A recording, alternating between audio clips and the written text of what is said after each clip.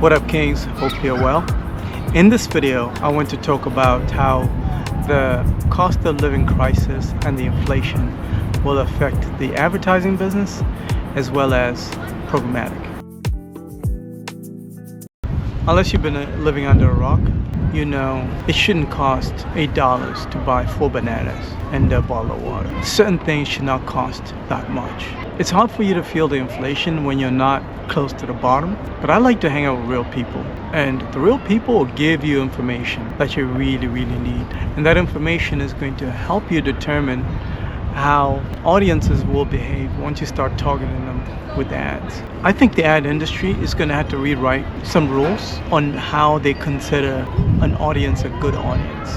Let me explain. What happens in an economy that makes it difficult for people to survive financially because of inflation is a black market will open up. There'll be a boom in the informal market. The informal market just means that somebody like me, I could buy a case of these bottles of water from Publix and just go on the street over there and just start hustling and sell these for maybe $2-3 a pop. Meanwhile, I bought the case for like, I don't know, $7 or $6. I'm making a decent amount of money if I sell the whole case.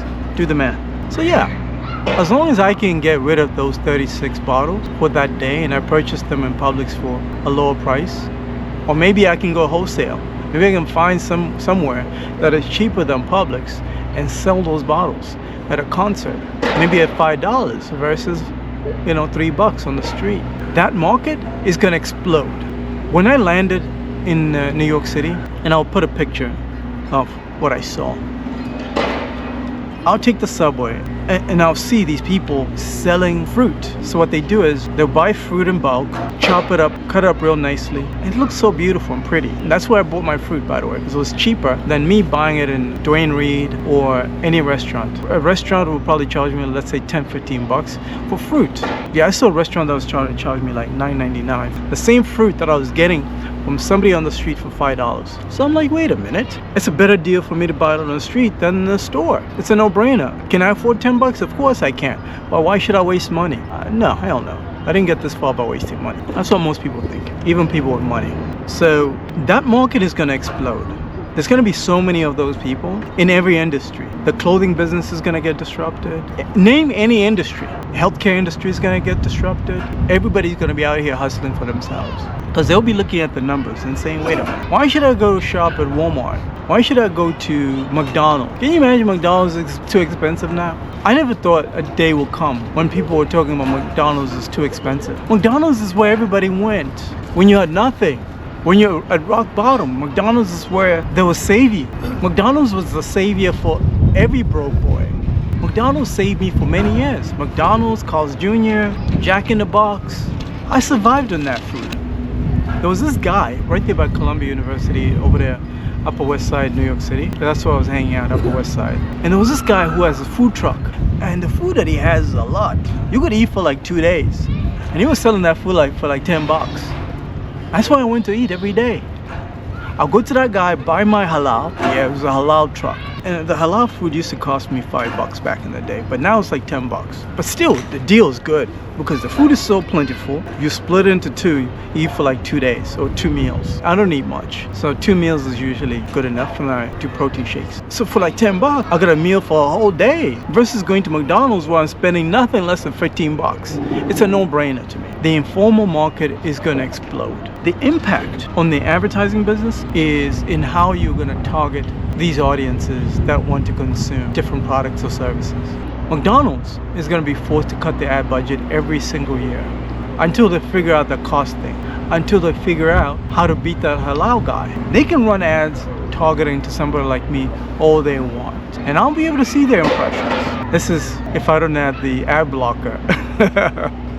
By the way, a lot of people are putting ad blockers out there. A lot of smart people, they don't want their information out there. Because what happens is there's a whole lot of scamming. People are taking information and then they're selling it out there. We know what's going on. We're not dummies out here. So yeah, you can run your ads targeting to me all you want. Those are going to be wasted impressions. But am I going to convert to become a McDonald's customer?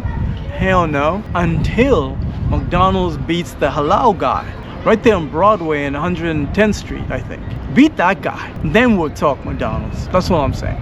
When you are dealing with advertisers that are in this predicament, it's best you become very creative in how you do your message. Let me explain. It could be McDonald's no longer becomes a place where people go to purchase cheap food because it's not cheap anymore. Maybe McDonald's where people go who are lonely go to hang out because there's a loneliness epidemic right now in America.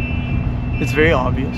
Maybe that's where people should just go hang out and make new friends. I don't know. I'm just putting out ideas, okay? Be creative. There's gonna be somebody who figures it out, and then they're gonna take that account. They're gonna steal that account. When the CMO of McDonald's is cutting that ad budget every single year, he's under pressure from the CEO. The CEO is looking at the numbers and saying, wait a minute, our numbers are down this quarter, something has to go. Let's lay off these dusties over here, and then let's cut the ad budget over here. And that CMO is panicking, he's stressed out. So you're gonna have to figure out how to make sure that CMO is not stressed out. That's completely up to you now. I hope you got some value from this video. If you're interested in working with the best, this means you get the full service treatment. We do your strategy for programmatic, we do your creative display and video using AI. Yeah, we're in 2025 right now.